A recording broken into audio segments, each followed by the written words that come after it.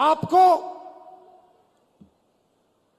Constitution में, संविधान में नाम दिया गया है।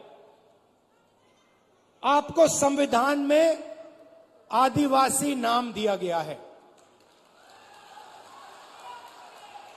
इस संविधान में आप कहीं भी पढ़ लो, इस संविधान में आपको वनवासी नहीं कहा जाता है, आपको आदिवासी कहा जाता है। मगर आरएसएस के लोग, बीजेपी के लोग, हिंदुस्तान के प्रधानमंत्री आपको वनवासी कहते हैं। इन दो शब्दों में बहुत बड़ा फर्क है। आदिवासी का मतलब जो हिंदुस्तान के पहले मालिक थे।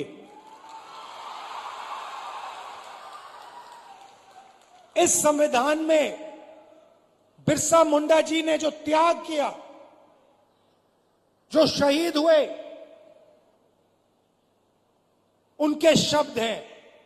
इसीलिए संविधान में आपको आदिवासी नाम दिया गया है। आदिवासी नाम का मतलब समझिए।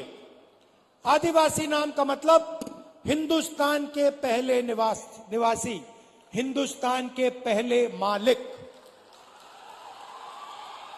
मतलब ये जो जल है, ये जो जंगल है, ये जो जमीन है, उसका पहला अधिकार आदिवासियों का है।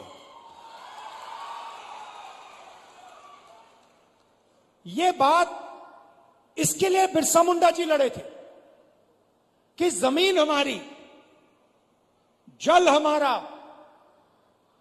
जंगल हमारा, और जल, जमीन और जंगल का फायदा हमें नहीं मिल रहा। इसीलिए शहीद हुए। वो अंग्रेजों से लड़े।